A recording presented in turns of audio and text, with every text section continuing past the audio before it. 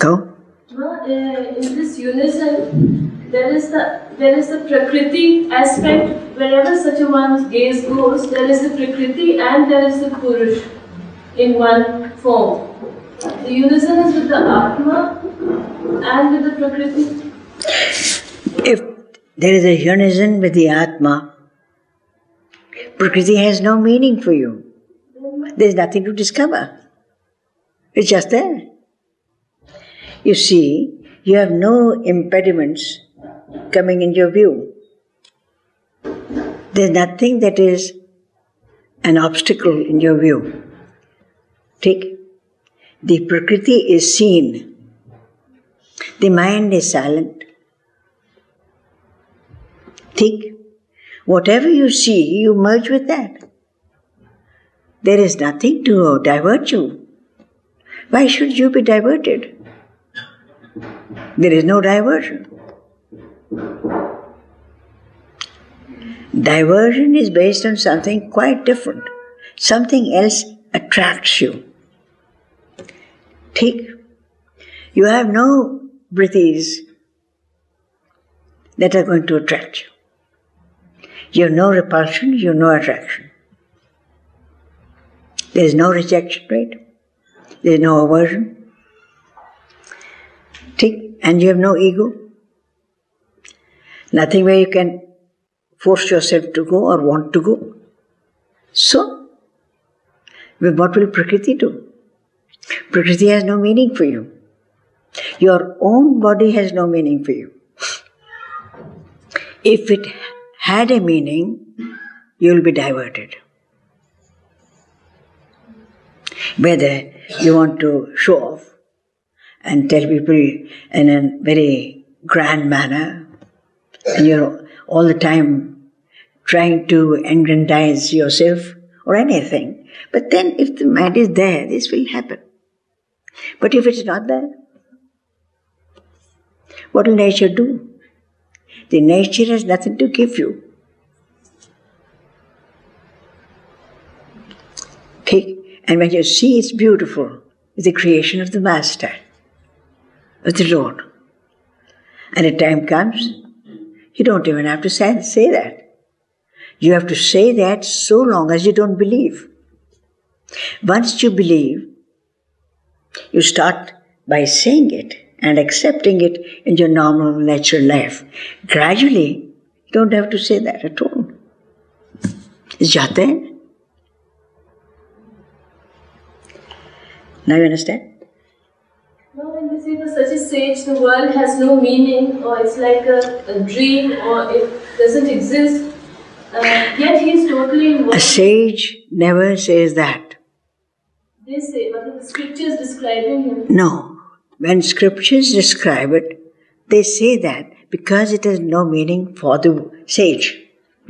But if we say the world is not there, well, for a human being, that is your practical examination, your practical ground.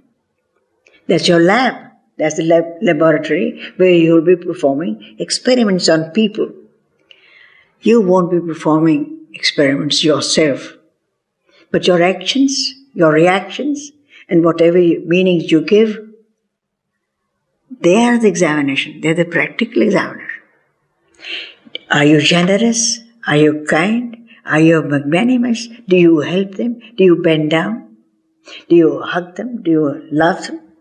If you do, you got different type of marking. And if you're all the time feeling very elevated and very, very big, you got different type of marks. But the world is our practical ground. We have to learn there. How can we say people are mithya? Kumala, we can't even, how can we say that? Impossible. Otherwise, each time the Lord comes to the earth, He's not joking with us. He's teaching us how to be happy, how to give up ourselves, how to abide in the self. Take? Right. And if we are all the time saying, you are something else, other than I, and you're not bothered. You're not influenced by anybody. This means you're very egoistic. A sage is never influenced by the things that go against him. But very kind and melts where the other is concerned.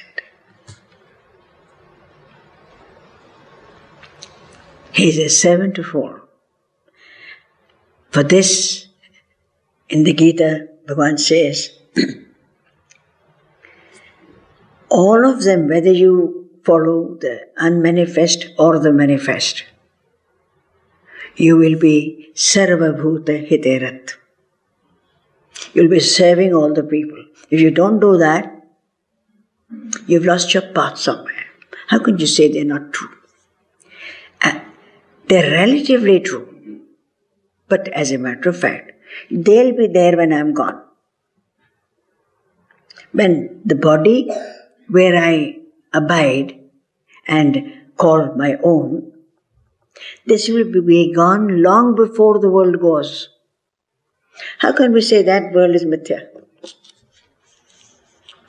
So we have very little time to realize the facts of life, to realize the fact of death, to realize the process through which we pass, to realize how the karmas come and how they interact and how they go ahead. To realize this, we have to take time. The more the I goes, that makes you an individual, the more you'll have peace and the more you'll be able to realize. It's as simple as that.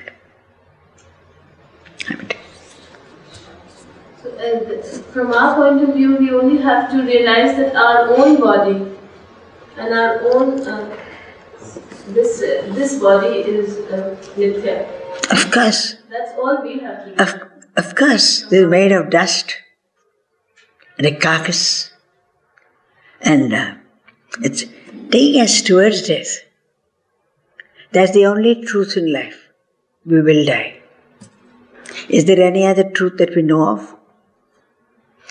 We don't have this truth that we will live, but we will die, certainly. That rendezvous is a pakka rendezvous. And when we know that, we'll start thinking differently. Now, if somebody says anything to us, he's only said something to dust. What is there in it? If somebody has taken away anything, what is there in it? If you really want to be happy, learn to forget this body as I. Let it be a servant of all. Because that is the purpose of life, to help each other with humane qualities. The coinage is the humane qualities. We have to use that finance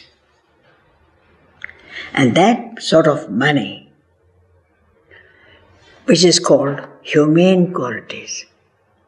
Otherwise, we are not even human beings. And भगवान उस इंसान को कहते हैं जो परम पुरुष परमेश्वर है. He is the best of beings and best of all the men that are there. Parama Purush Parameshwara Purushottama. How will we learn that? By saying you are mithya? You are the people where we have to practice. And if we say you are horrible, you are rejectable, you are untouchable, you are this and that, when will we ever learn the truth? The fact is, the time when we started calling people untouchable is a sign of our failure. We were trying to understand, ages ago, that we are Atma. And in order to establish ourselves as Atma, we started rejecting people and saying how we are great people and you are untouchables. Baba, for us our body is untouchable. Until we abide in this, that my body is untouchable, we cannot achieve anything. We have to understand this small fact of life. We are untouchables. My body is untouchable. My thoughts are untouchable. My meanings given to the world are untouchable. Now I do not know. I can't conceive what is the truth. It's beyond my comprehension. How do we reach there? What happens? But instead, we started saying, because of our inferiority complex, you are untouchable and the others are untouchables. Even today, if we want to use this word, it is only applicable to us, ourselves. Hamid.